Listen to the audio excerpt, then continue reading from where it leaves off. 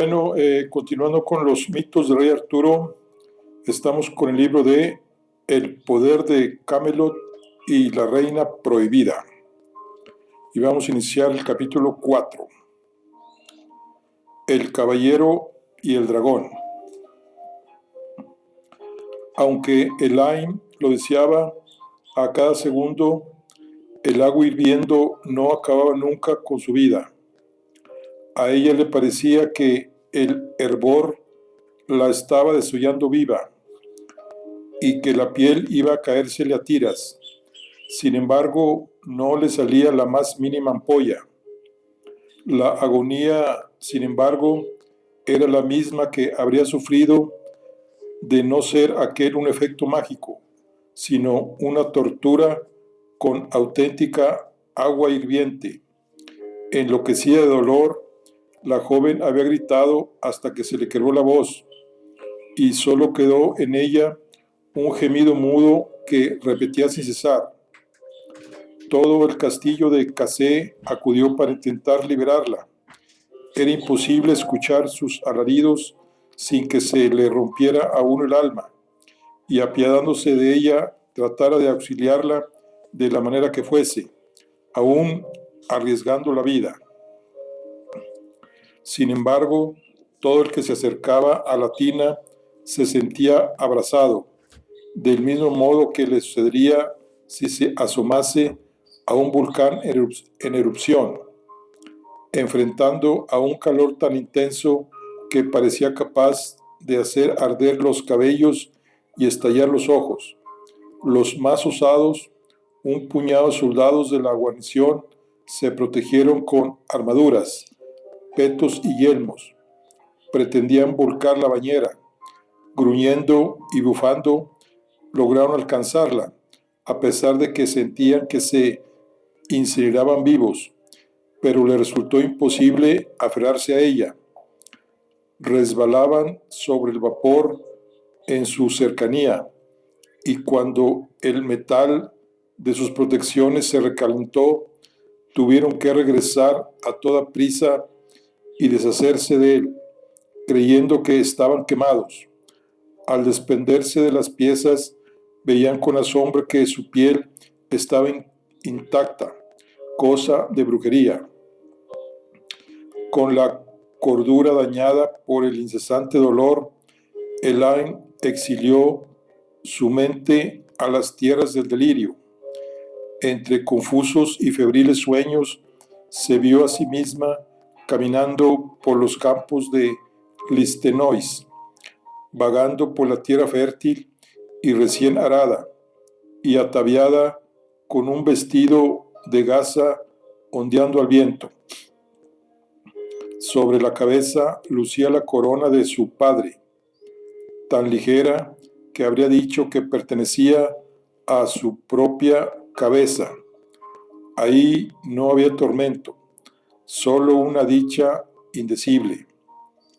En la mano izquierda portaba la espada rota de Matagrán, renovada y refulgente de poder divino.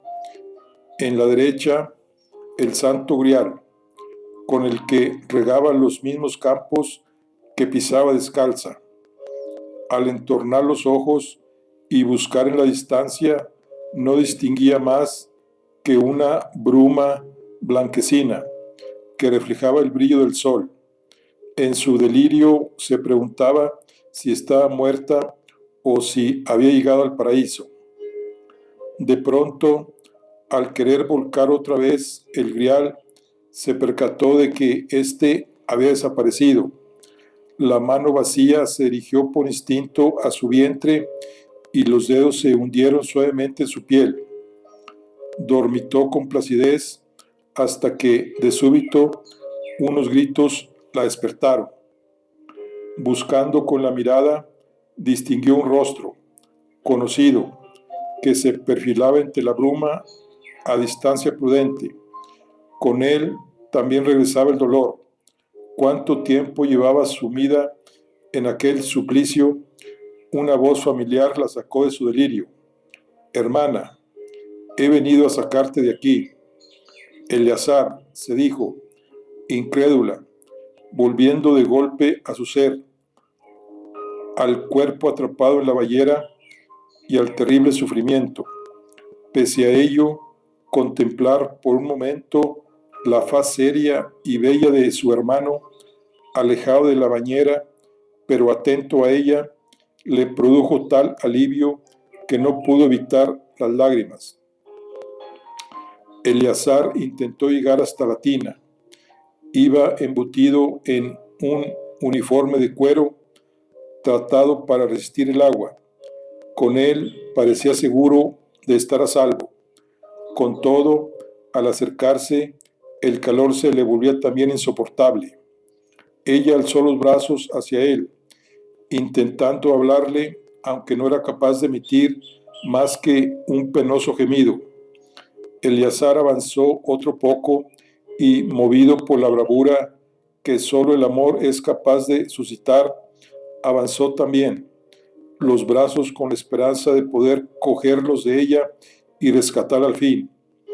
Notó que se le recosían las quemaduras que se había hecho con la espada rota, que le ardían los brazos de nuevo como entonces. Gritó de dolor, intentando sacar fuerzas de ello y dar otro paso hacia su hermana. Bramando desesperadamente, llegó a alcanzar la tina, a acariciar las yemas de los dedos de su hermana. Un paso más, se decía, solo otro paso, pero el ardor era tal que ya se veía en su cabeza que volvían a estallar las ampollas en sus brazos, preñadas de líquido translúcido y doloroso, que la piel volvía a enrojecerse y arrugarse, a consumirse, a dejarlo en carne viva.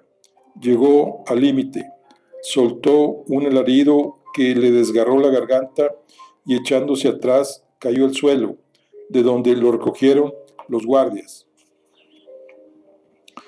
El pensamiento de Elaine huyó de nuevo a su propio reino, aquel donde estaba salvo, y se cumplían todos sus deseos, cuando alzó la cabeza y buscó de nuevo en el horizonte de su ensoñación.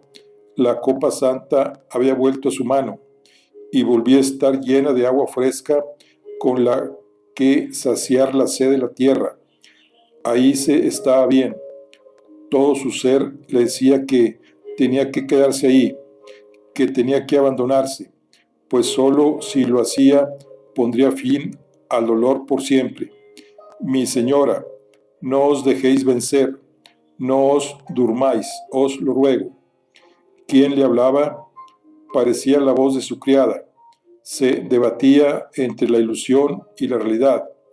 Miró entre la bruma y vio que a través de ella irrumpía un caballero alto y fornido, ataviado con la armadura completa, una armadura blanca y reluciente.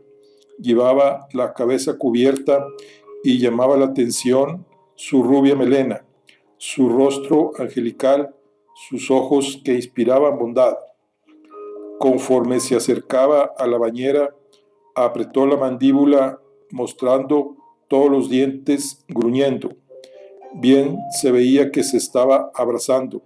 Sin embargo, resistía con mirada furiosa, como una bestia de carga.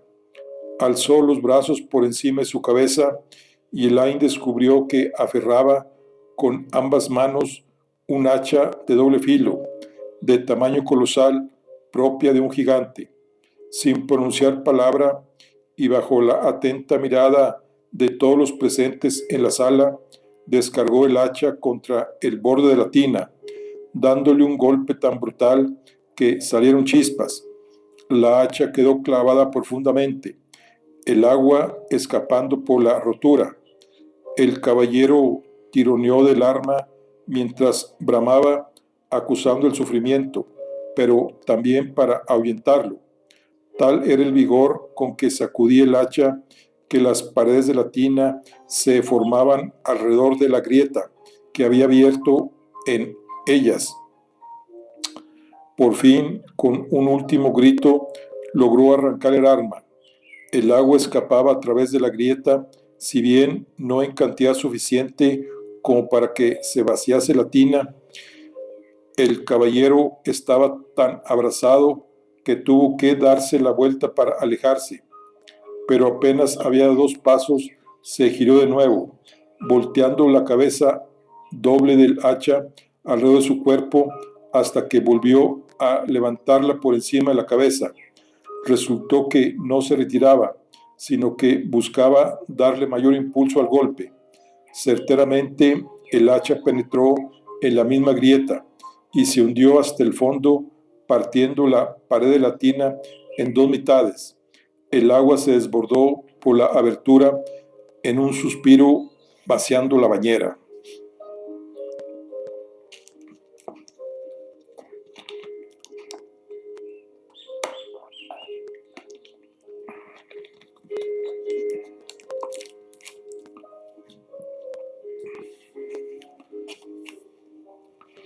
Sola en su alcoba, Elaine se palpaba la piel de los brazos, del vientre, de las piernas, de la cara.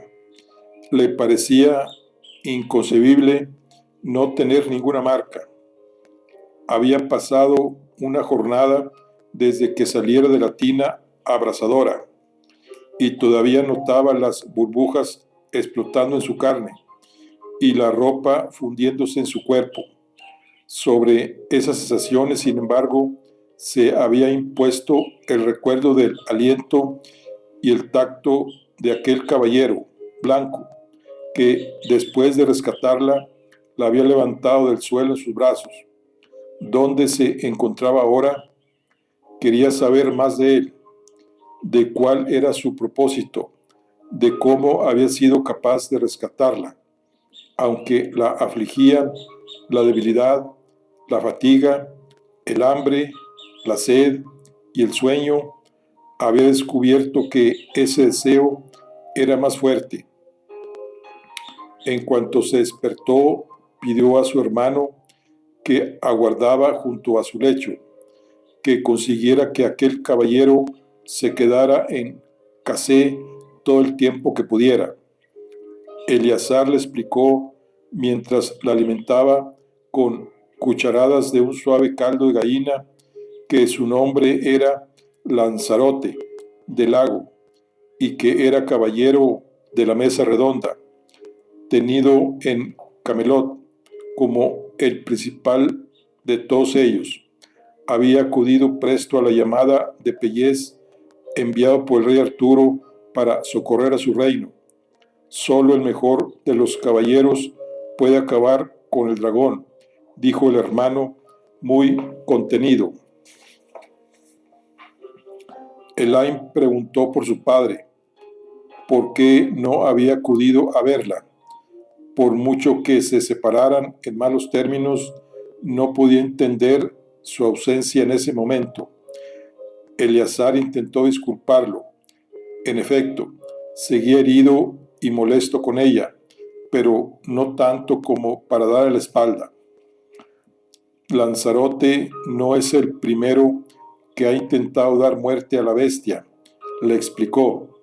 El primer caballero que acudió, atraído por la posibilidad de hacerse un hombre, tuvo la mala fortuna de despertar a la sierpe al intentar propinarle una estocada letal. Después de acabar con él, el dragón salió de su nido. Ya ha causado terribles destrozos ahí donde se lo ha visto. Frunció los labios con tristeza. Ha matado hombres y animales y destruido aldeas enteras. Su voracidad no tiene límites. Padre está en la región con el grueso de la tropa apagando los incendios y desalojando a los lugareños para llevarlos a lugares más seguros. Saber de las calamidades causadas por el dragón la llenó de desazón, pero no tanto como que el hombre que la había salvado fuese a medirse tan pronto con la maligna bestia. Rogó a su hermano que le permitiera entrevistarse con él antes de que partiera hacia el norte. Poco después, Sir Lanzarote del Lago entró en su alcoba. Le pareció aún más apuesto, sin armadura, más aguerrido, de espaldas más anchas, pues vestido simplemente con un jubón se veía el ser humano que había detrás de tanto aderezo. Había nobleza en su gesto y elegancia en su manera de moverse. Ella lo miró tiernamente. No debéis marchar todavía. Apenas he tenido tiempo de agradeceros lo que habéis hecho por mí. Tenéis razón, mi señora, dijo él afable, pero no habéis de preocuparos por ello. Viéndoos recuperada, me doy por pagado. Además, vuestro hermano se ha encargado de atenderme y darme agasajo mucho más de lo necesario. Ahora debo acudir al norte. Tal es vuestro anhelo de arriesgar la vida.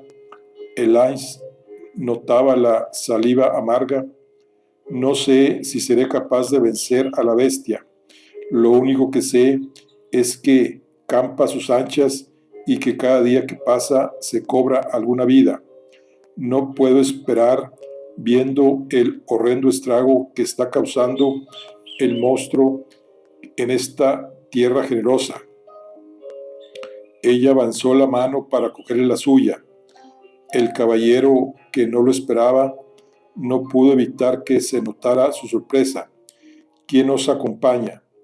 No pensaréis ir solo a esa aventura. Él miró de soslayo la mano de ella.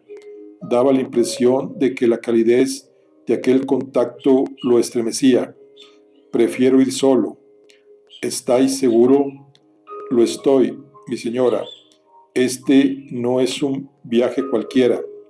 Lo sé. Retiró la mano. Id con Dios, buen Lanzarote. El caballero se despidió con un movimiento cortés de la cabeza.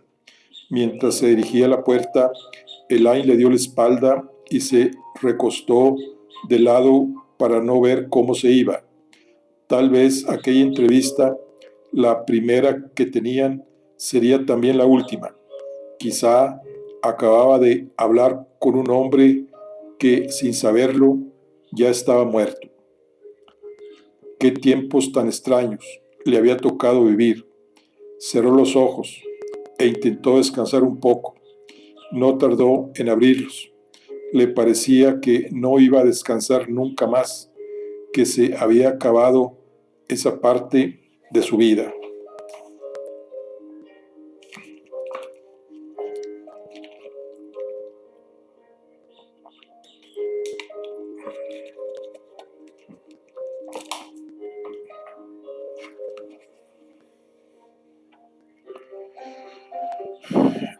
Montado sobre su corcel, el caballero blanco recorría un sendero que atravesaba los bosques que rodeaban Casé.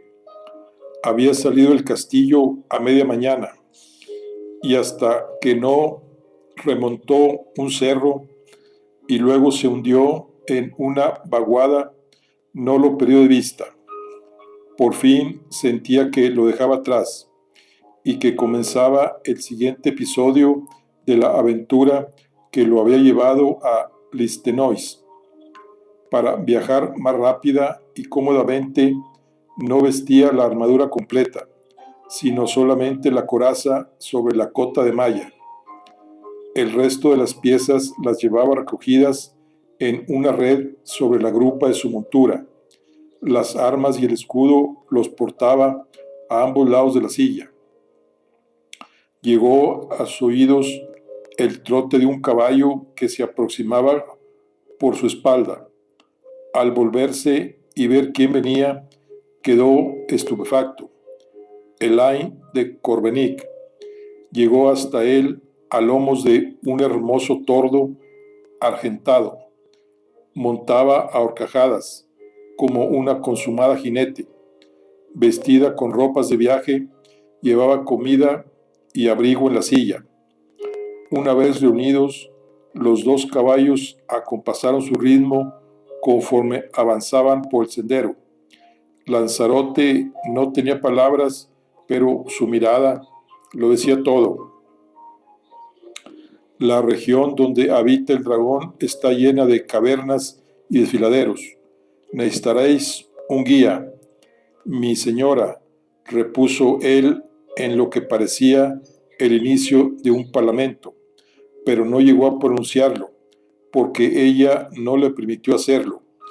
Conozco el territorio en el que os vais a internar como la palma de mi mano, y no hay persona en este reino que no esté dispuesta a prestarme ayuda si yo la necesitara.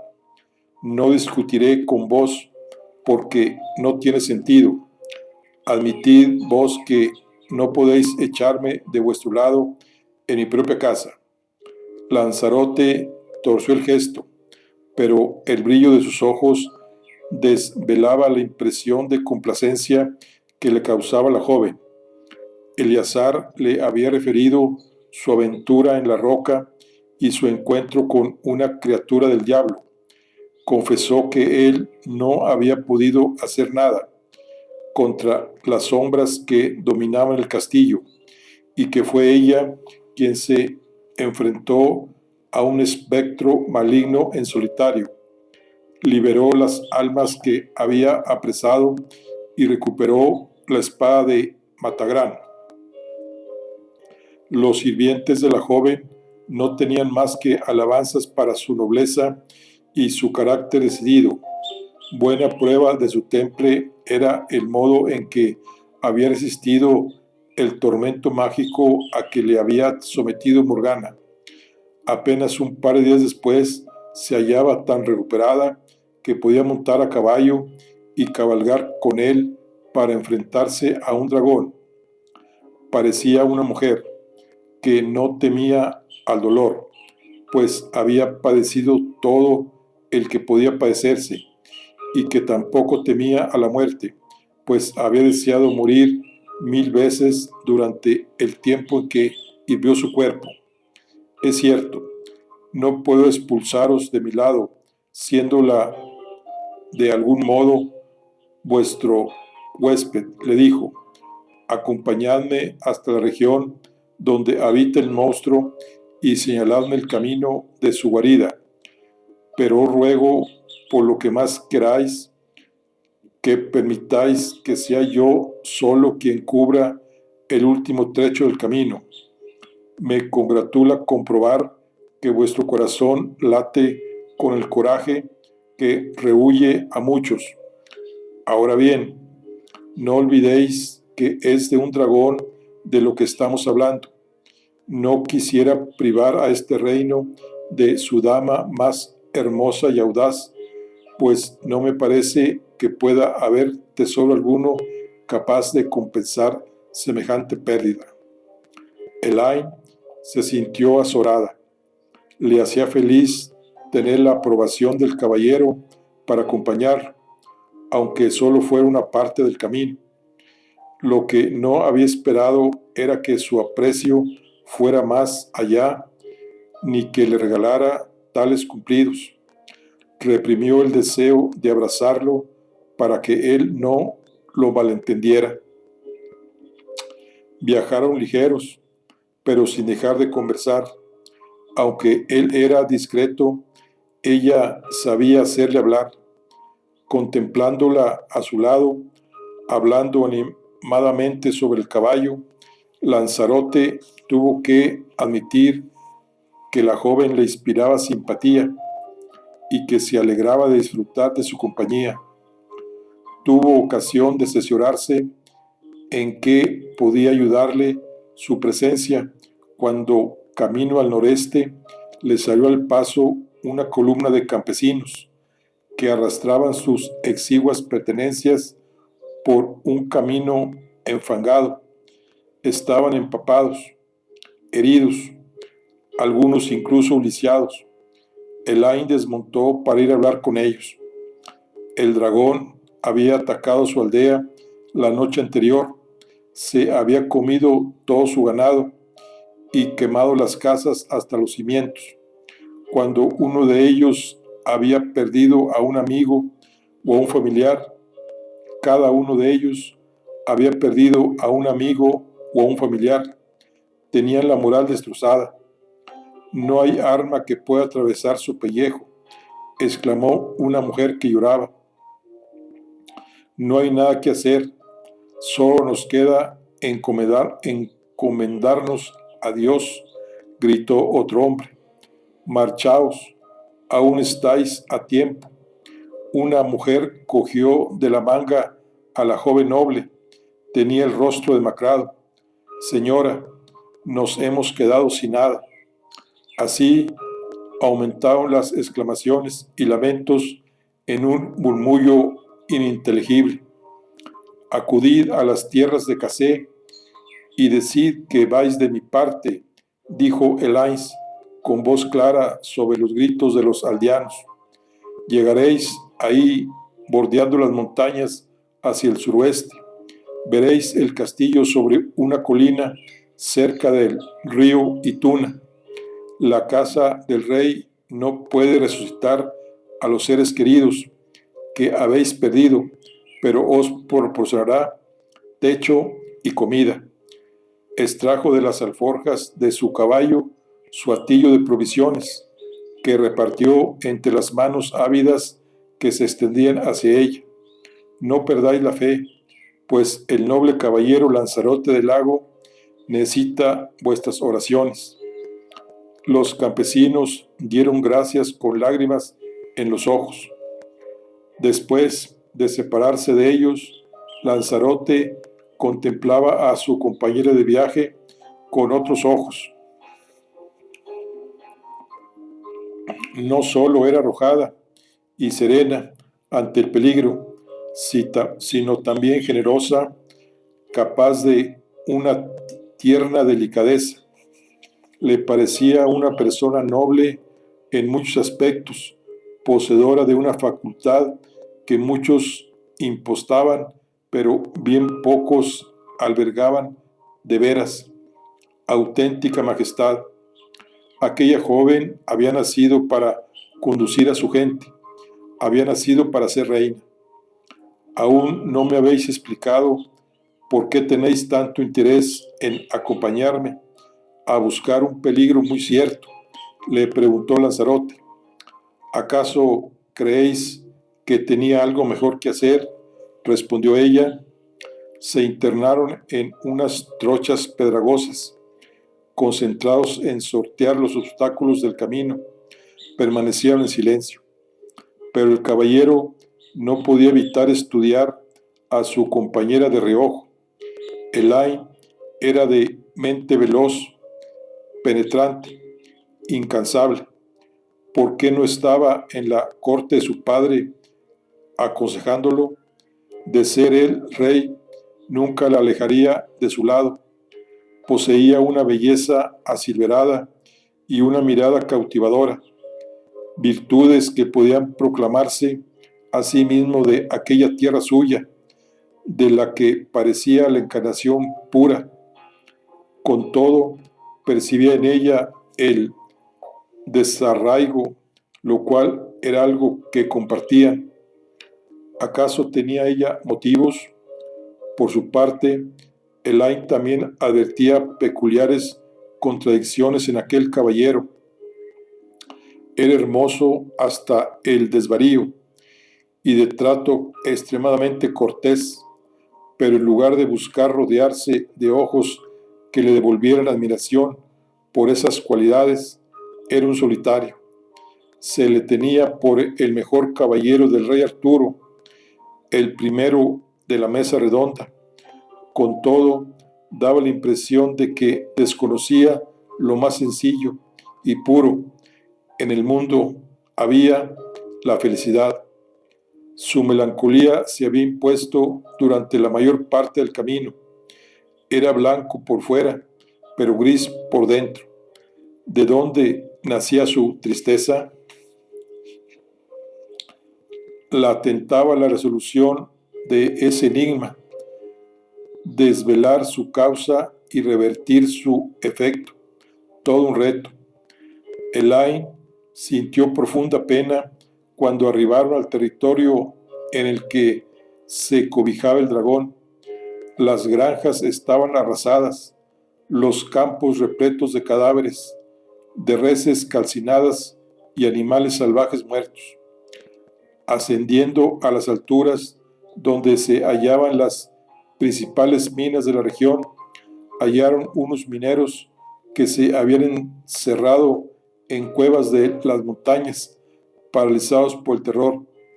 Tras la última carnicería, explicaron, el dragón se había retirado a su guarida en la cueva natural donde lo habían encontrado. Hasta aquí llegamos juntos, le dijo entonces Lanzarote a Elaine. ¿Sabéis acaso cómo continúa el camino? Fue la respuesta que recibió de ella, quien luego asusó su montura por el sendero serpenteante que remontaba el collado en que se hallaba. El caballero le fue detrás, llamándola, aunque ella no hacía caso alguno.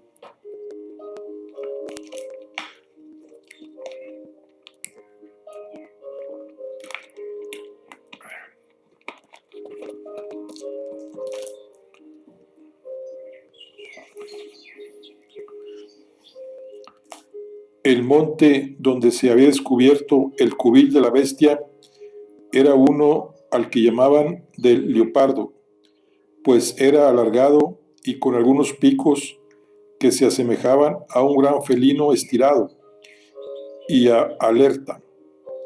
Elaine había tenido ocasión de conocer la zona en los mapas que había visto en Corbenic. Subieron y bajaron por elevaciones cada vez más pronunciadas, más escarpadas y con depresiones más profundas, hasta que la joven tuvo delante el paisaje que buscaba. Se detuvieron a admirarlo desde la cima del altozano que lo procedía. Entonces Lanzarote habló con ella en tono grave.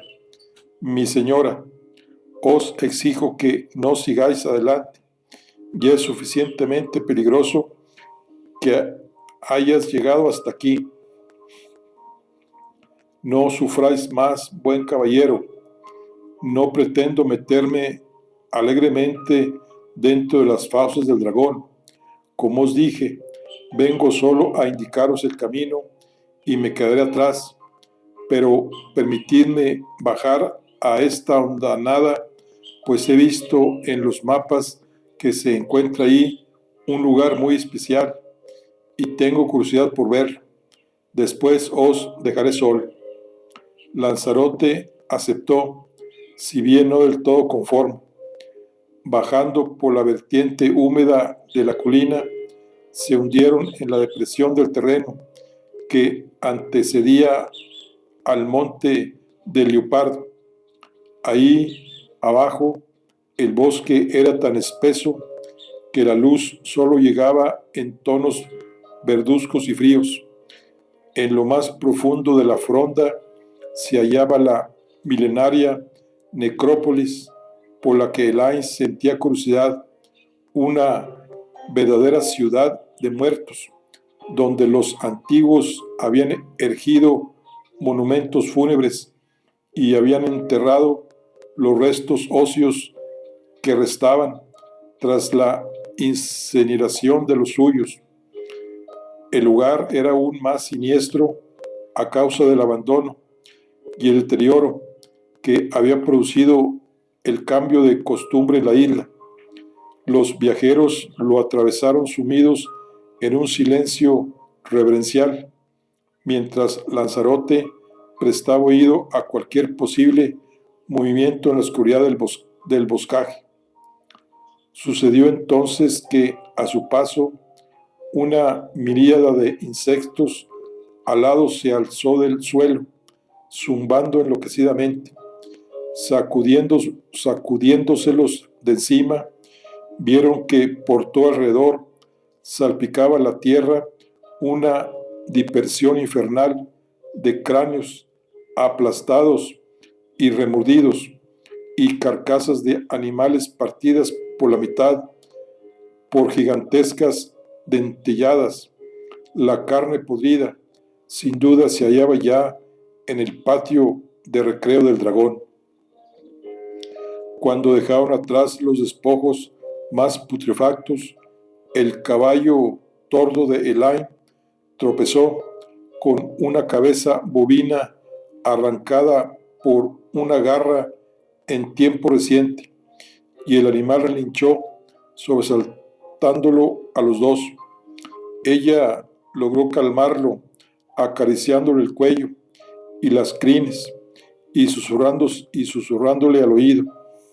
Entonces, en ese breve momento de calma, distinguió la estela con un texto grabado que presidía el cementerio.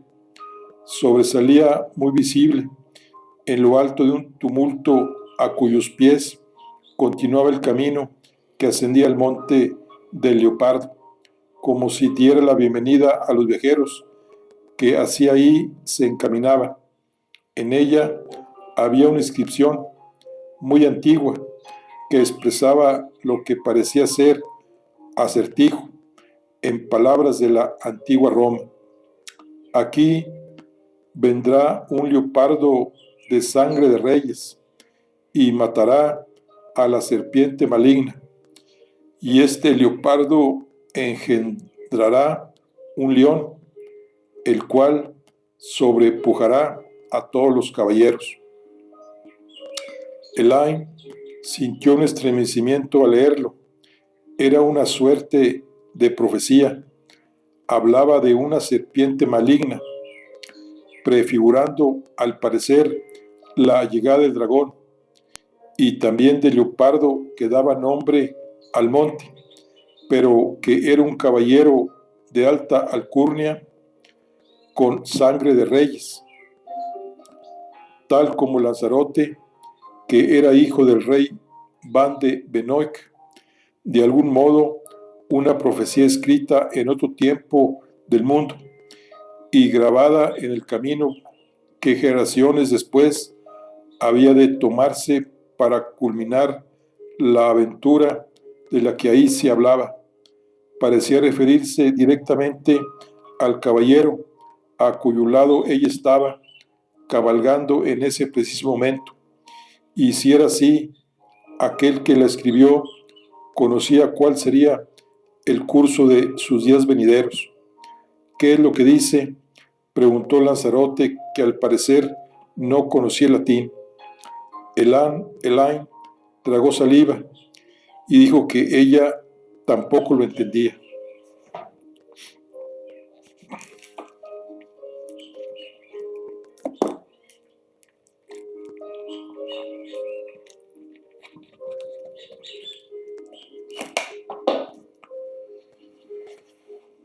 O sea que la profecía decía: aquí vendrá un leopardo de sangre de reyes y matará a la serpiente maligna, y ese leopardo engendrará un león, el cual sobrepujará a todos los caballeros.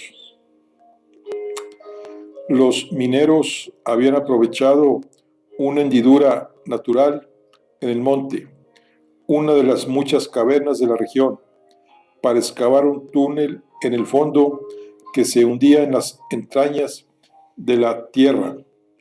Por ahí descendió el caballero blanco con la armadura completa y el yelmo con la víscera bajada. Se protegía con el escudo y mantenía la espada bien asida y pegada al cuerpo, listo para eludir una dentellada fiera y devolver una propia. Durante un largo trecho, el túnel avanzó en completa oscuridad, mientras resonaban sus pasos pese al cuidado que ponía. El hedor lo obligaba a arrugar la nariz. Aquellas bestias tenían un aliento nauseabundo y gustaban de conservar trofeos y tesoros en sus guaridas, y también de degustar sus presas sin ninguna prisa. Llegó a una cámara muy amplia, tenuemente iluminada gracias a las catosféricas grietas que exhibía el techo, sostenido solo en un precario equilibrio. Ahí se hallaba la criatura más enorme y brutal y más espantosa que había visto en su vida, una serpiente gigante con patas acabadas en garras afiladas y alas monstruosas. Parecía que sesteaba tras dar cuenta de las reses cuyos restos yacían desparramados en derredor. Era mucho más grande de lo que había imaginado. De sus espantosas fauces sobresalían dos filas de colmillos agudos como dagas, y las patas presentaban garras curvas, hoces capaces de cegar vidas como gavillas de trigo. El cuello era esbelto y musculoso, y todo el cuerpo estaba cubierto de escamas parduzcas, con una lámina de humedad de aspecto pegajoso. A primera vista no parecía tener puntos débiles que los ojos y quizá el hocico. De los lomos le sobresalían dos enormes alones replegados y membranosos, y la parte trasera del cuerpo se prolongaba en una poderosa cola que tenía el grosor de un tronco. Lanzarote se quedó helado ante la visión. Por muy valiente que fuera, también estaba en su sano juicio. Estremecido, se arrodilló tras unas rocas y observó el entorno. Como había imaginado, el trasiego del dragón había dañado la estructura de la gruta. Parte del techo se había derrumbado y ahora yacía en el suelo en forma de grandes rocas y grava. El monte del Leopardo estaba a punto de derrumbarse.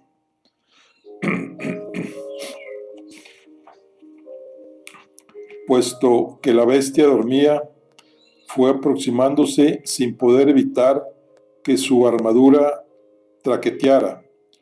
Llevaba el escudo en posición de defensa y la espada alzada.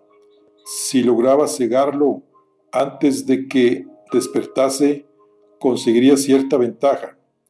Su objetivo después sería alcanzar los puntos blandos del cuerpo, el cuello, entre las patas, tal vez las alas.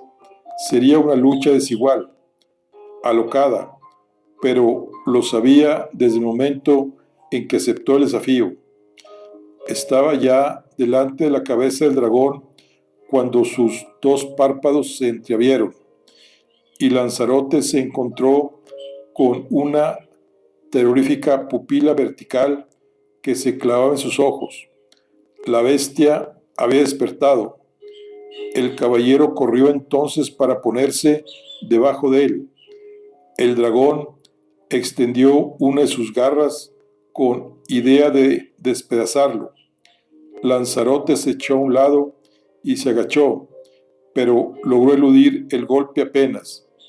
La embestida le arañó severamente los brazaletes, los brazales y las perneras.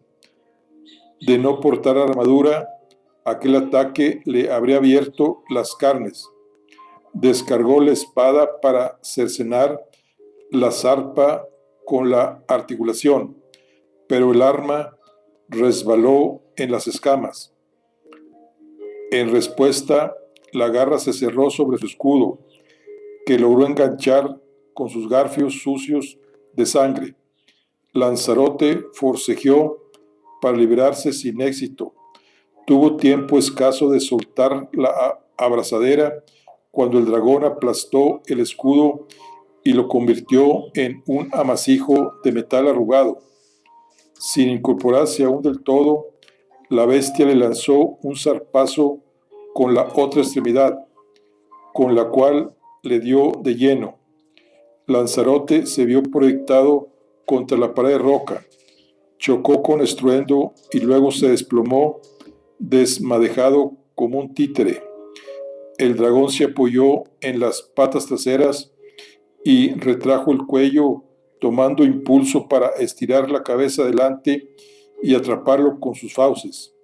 Lanzarote alzó la mirada para enfrentarse a la del monstruo.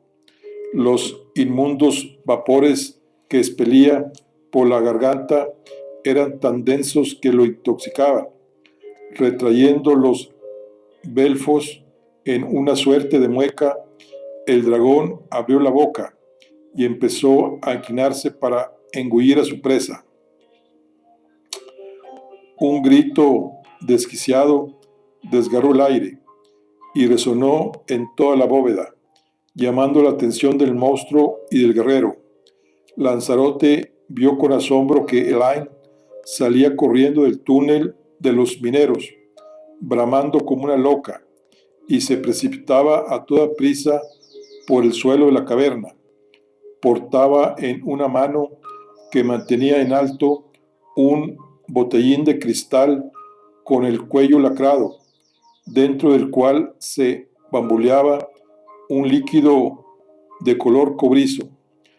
Guardando la distancia con el dragón, lanzó el botellín contra la parte del techo que se hallaba por encima de la bestia. Lanzarote comprendió entonces que nunca había tenido intención de dejarlo solo, sino que venía preparada con su propia colección de ardides. Se arrastró como pudo fuera de ahí, aprovechando que el dragón se había girado hacia la recién llegada. Al chocar con la piedra, el cristal se hizo añicos y el líquido estalló. Con un espantoso estruendo se derrumbó una porción del techo y una avalancha de piedras sepultó parte del cuerpo del dragón.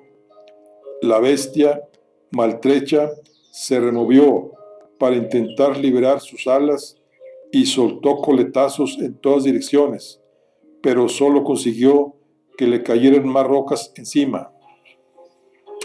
Lanzarote del lago se abalanzaba ya contra su cabeza, la espada hacia un lado, paralela al suelo. Viéndolo venir, la bestia le lanzó una dentellada, a la cual él no se resistió, sino que abrió los brazos para abrazarla. Cuando llegó la boca, se aferró a su hocico y opuso las piernas contra las mandíbulas inferior, contra la mandíbula inferior, para que no la cerrara. Sintió que los dientes le perforaban las grebas y las rodillas y se le clavaban en las espinillas y los muslos, pero estaba donde quería estar. El dragón se lo llevó por los aires cuando levantó la cabeza. Agarrado a él con una mano, Lanzarote impulsó la espada hacia adelante con todas sus fuerzas y le clavó la punta en uno de los ojos, hundiéndola hasta la empuñadura. La sierpe soltó un chillido desmesurado y cabeció, lanzando a Lanzarote por los aires.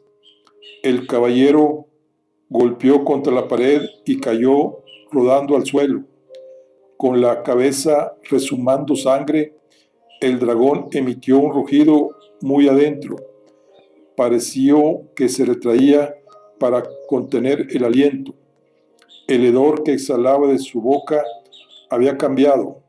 Olía a fuego. Se preparaba para abrazar toda la cueva. Lanzarote, que había perdido el yelmo, buscaba a tientas su daga e intentaba incorporarse, pero ¿qué podía hacer ante aquel peligro? Vio que Elaine salía del parapeto de rocas detrás del cual se había escondido. La joven le lanzó algo a las manos desde donde se encontraba y él lo atrapó al vuelo. Era una bolsita cerrada con un nudo. Parecía que dentro había simplemente tierra. Sin duda era otro de sus ingenios. El temor, no tanto por su vida, sino por la de ella, encendió su corazón con un ardor que pocas cosas le habían hecho sentir. Alzándose, llamó la atención del dragón con un grito y vio que éste lo oía y movía la cabeza hacia la llamada.